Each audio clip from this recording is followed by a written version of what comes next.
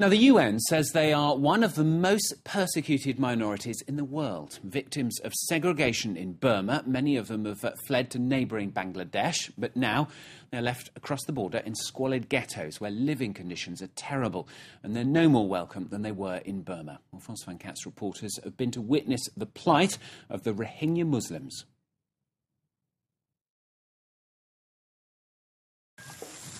The sun has just risen on the southernmost part of Bangladesh.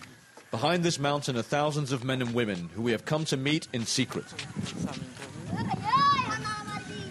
These refugees are Rohingyas, escaped from Burma.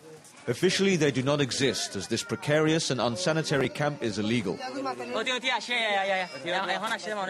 But for the survivors that have made it here, it is a sanctuary, the end of a torturous journey. I've been struggling to survive for a month. I fled my village to hide in the jungle. Half of my family was killed. The army and police were responsible for the violence. Very quickly, we are escorted through the camp. Foreigners are not allowed in this area. It is in this secluded hut where we will collect the testimonies of the most recent arrivals. They arrested my husband. I wanted to protect him, so they tried to rape me. They broke my arm. Among the traumatized population, a disturbing number of families are without men or husbands. My husband was taken away by security forces. I don't know if he's alive or not.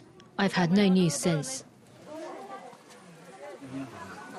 These thousands of Rohingya have fled Burma following renewed inter-community violence, shown here in this amateur footage. Clashes began in June in the remote northwestern state of Arakan, where Muslims and Buddhists have lived in a fragile coexistence for generations.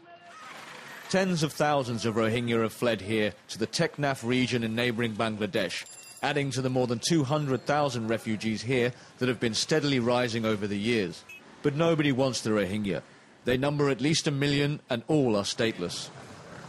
Jamal, a member of the underground Rohingya network, says the exodus is ongoing, but the Burmese and Bangladesh security forces are doing everything they can to prevent it. Many Rohingya Muslim people are starving there. There is no food, no essential medical assistance there. Wherever they go, the Rohingya are met by the same hatred.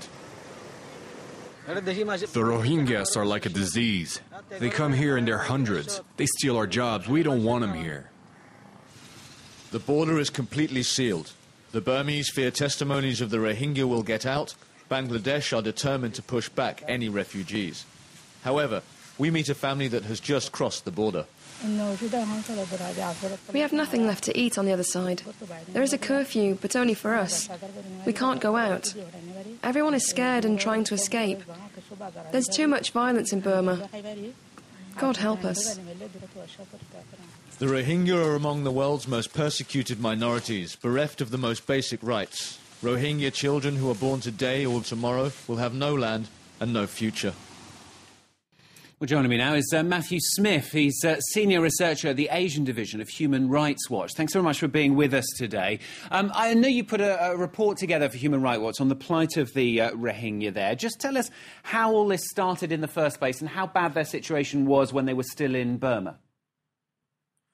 Yeah, that's right. The situation is quite serious for the Rohingya in Burma and Bangladesh, as you've shown. The sectarian violence started in June, but this is really emblematic of decades of abuse that the Rohingya have faced.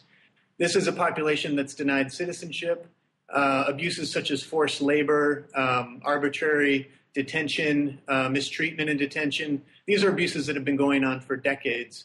And then, of course, when the violence started in June, we documented how the authorities in Burma, the state security forces, not only failed to intervene to protect either community, but eventually started to target the Rohingya. So we've documented killings, rape. There are credible reports of torture and mistreatment of those Rohingya men and boys who've been detained in the country. So the situation is quite serious.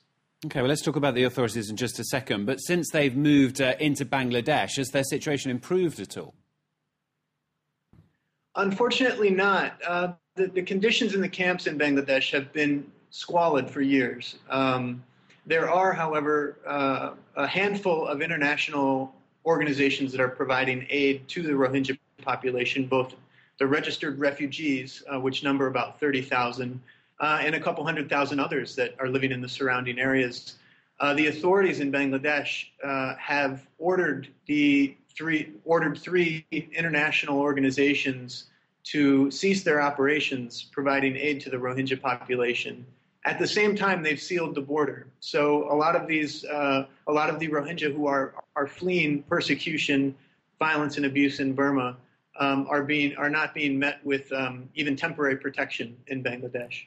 So would you say that the authorities in either country have done anything to help these people or to put an end to the suffering that you've been describing? And could the political change that's obviously happening in Burma at all help these people in the future?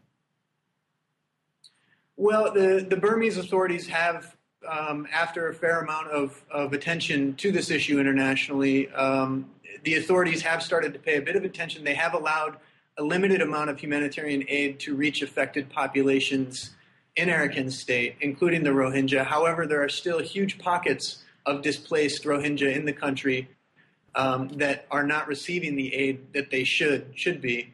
And of course, one of the bigger questions, the roots of it, the citizenship issue. There's very little political will in Burma, unfortunately, to amend the citizenship law, and that's an issue that needs to change urgently as well. So this is.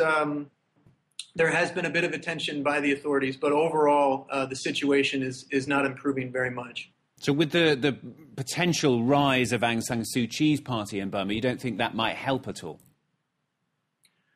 Well, one would think, given her track record of speaking out for the least advantaged populations in the country. However, there has been a silence on the part of Aung San Suu Kyi on this issue. This is due in part to there's a widespread discrimination against the Rohingya population across the country in Burma, and unfortunately, this is continuing the problem. This is making the problem worse.